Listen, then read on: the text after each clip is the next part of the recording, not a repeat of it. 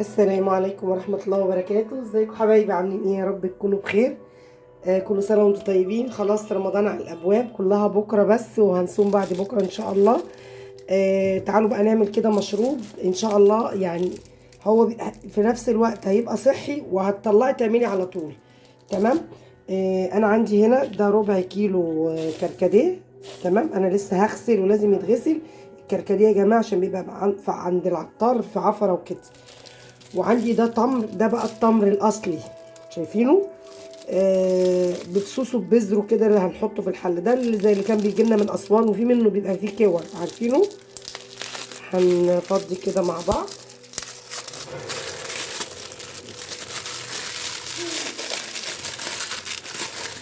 آه ده مشروب بقى ان شاء الله هتعتمديه، هوريكي هتعمليه ازاي. تحطيه في علبه. نطلع منه بقى ايه، معلقه اتنين. طبعا انت يعني حتى لو عملتي بلح، في ناس بتعمل عصير جنبه، بيحبوا يعملوا جنبه ايه، عصير، عشان خاطر يعني زي التمر زي ده. عندي الجوافة، برتقال، مانجا مفرزاها. هتنوعي يعني ان شاء الله. هفك الكيس وارجع لكم تاني. بصوا بقى كده معايا يا جماعة. بصوا عندي حطيت التمر هندي اللي هو الاصلي ده. بس طبعا الكيس عندي هنا الكيس بصوا لازق جامد، فانا سبته هحطه على النار، الكيس هيتفصل. تمام، عشان بس ايه انجز وقتي يعني. تمام. عندي هنا الكركديه، انا هنا قاعده هصفيه على طول عشان ما انا مش عايزاه يخلط هنا. انا بشطفه من التراب، اروح شايله كده ونحط هنا كده. تمام، نشيل ونحط هنا اي عصايه، اي حاجه انا نقيته، بس اي حاجه برضو الاقيها تاني هشيلها. تمام. مش بنعمل الحاجه كده وخلاص اهو. تمام. بصوا كده احنا حطينا اهو، صفينا بقى كله اهو. طبعا ايه الكركديه ده الخلاصه يعني ايه، الخلاصه كلها دي ما ينفعش نسيبها. هاجي بقى هنا كده عندي على النار اهو، نشغل البوتاجاز بتاعي بس كده، ونحط بقى كده الكركديه والتمر بتاعي. تمام. انا دايما حاطه فرشه عشان خاطر ايه، ما بحبش لو حاجه طرطشت ولا حاجه. عندي بقى معلقه هنا اهي، طبق كده وفي معلقه عشان نقلب. هيسيح بقى ودوت هيفك اهو من بعضه، عشان ملازق كده، ملزق في بعضه اهو. بصوا دقيقة بالظبط وهلاقي الكيس ده كده الفصل لوحده والتمر لوحده. هنسيبهم بقى يغلوا بقى كده، ياخدوا ويدوا مع بعض. تمام. وهوريكم بقى عشان احنا عايزينه هنعمله هيبقى كركديه على تمر خام، اللي هو ايه، مركز. تمام. تعمليه، تاخدي بقى منه بالمعلقه كده وتعملوها. هوريكم دلوقتي ان شاء الله الطريقه. بس ايه، اما ايه، لازم يغلي ويخلط. وعندي لازم الخلاصه بتاعت التمر دي تنزل كلها والعصاره بتاعتها. تمام. انا هسيبه بقى كده ياخد ويدي كده مع بعض، يستووا. انا حاطه دول ايه، حوالي لتر ونص ميه. ممكن نحط عليهم لتر تاني او لتر ونص، بس انا هستكفى هقلل عشان انا عايزاه مركز قوي. تمام. اول ما يستوي يغلي كده ويستوي معانا، هرجع واصفيه مع بعض واوريكم هنعمل ايه ان شاء الله. بصوا كده يا جماعه، انا عندي خلاص الكركديه بتاعي مع التمر. بصوا وطيت النار. بصوا بنفضل نعمل في التمر ده، نسيبه لحد لما، بصي ادي البذره، بصوا كل اللي حواليها اتشال، البذره باينه اهي معايا. تمام. هنصفيه بقى. عندي هنا اهو حاطه بوله اهي و... ومصفى عشان اصفيهم فيها.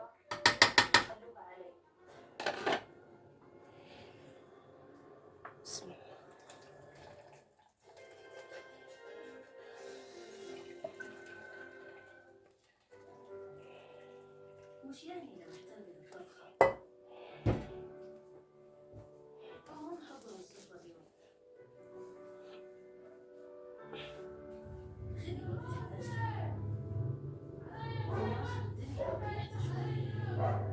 بصوا كده يا جماعه، انا اهو صفينا خلاص كده، صفيت كله. شفتوا الفرشه انا نزل عليها ازاي؟ عشان كده انا ببقى حاطه الفرشه دي بتشيل كل حاجه. هننزل بقى بقيه الكميه اهي، انا ما كترتش ميه. بصوا دول حوالي بقى كده ايه 3 لتر او 2.5. بصوا شايفينه مركز ازاي؟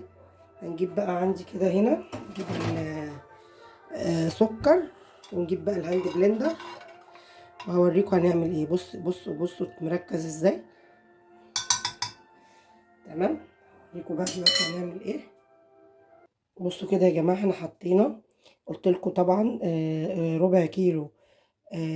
ربع كيلو عليه كيس تمر. هو لو نص يبقى عليه كيس برضه هيبقى حلو، نص عليه كيس التمر. فانا حبيت ان انا ايه التمر يبقى اكتر. تمام. هنجيب بقى عندي سكر بقى، انتوا السكر بقى ايه حسب الرغبه. يعني لو نص كيلو بيحط عليه، لو نص والكيس نص كيلو كركديه والكيس بيحطوا عليه كيلو سكر، انا هحط حوالي نص كيلو دلوقتي او نص، اقل من نص كيلو. ليه؟ لان انا مثلا هاجي اعمل العصير هزود. تمام، هاجي اعمل العصير هزود سكر. نجيب بقى عندي بقى كده هنا ايه بقى بالهاند بلندر بتاعي. ولو في الخلاط ما نضربوش كتير، هوريكم بس هنعمله ازاي بالهاند بلندر.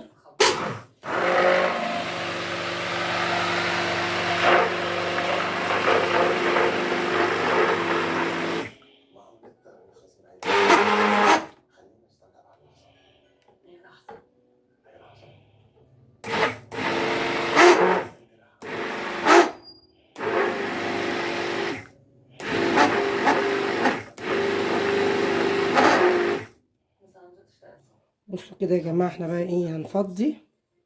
تمام، هوريكم طبعا احنا ضربناه اهو. بصوا بقى الفوم والرغوه، بصوا هو تقل معايا شويه. بصوا لما اتضرب تقل ازاي، شايفين؟ تمام، هعبي بقى هنا اهو كده. فعندي مثلا عندك علبه زي كده، هنعبي هملاها وايه وافضي بقيه الكميه.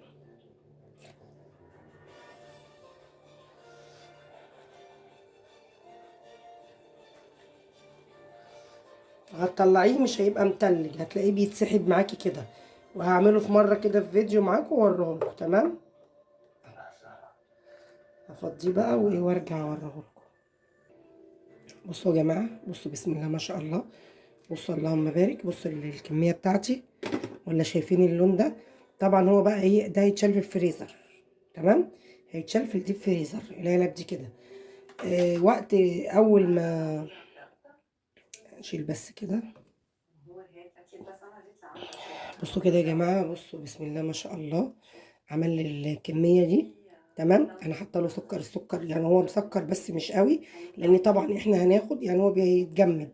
وبعد ما بيتجمد بناخد ايه بالمعلقه كده، بنسحب بالمعلقه كده. تمام، طبعا ايه الجمد. بصوا الرغوه والوش بتاعنا جميل ازاي اهو. ده بقى بيتشال لرمضان. حلو قوي، حاجه حلوه قوي قوي، ونفس الوقت مفيده. في بيوم مش ما عملتيش بلح مستعجله وعايزه حاجه عصير سريع، هتروحي جايبه العلبه من الفريزر. عمل ما شاء الله الكميه الحلوه دي، من ربع كيلو كركديه وكيس قمر الدين ونص واقل من نص كيلو سكر. وزي ما وريتكم كده تستويهم مع بعض على النار وغلوا غلوه واتنين وتلاته لحد لما الخلاصه نزلت بتاعه الكركديه والتمر. بعد كده صفيته وحطيته في الحله وعليه السكر وضربنا بالهاند بلندر، بس مش اكتر من كده. حاجه طريقه يعني مشروب سهل وسريع. هتطلعي زي ما قلت لك كده بالمعلقه بقى. انت بقى ايه حسب الكميه اللي انت هتعمليها، هتعملي شفشق، هتعملي على قد كوبايتين، على قد كوبايه، زي ما هتعملي هتطلعي وتحطي بقى مركز بالمعلقه وتحطي السكر والميه بتاعتك، ميه من الحنفيه، ميه ساقعه بقى زي ما انت عايزه.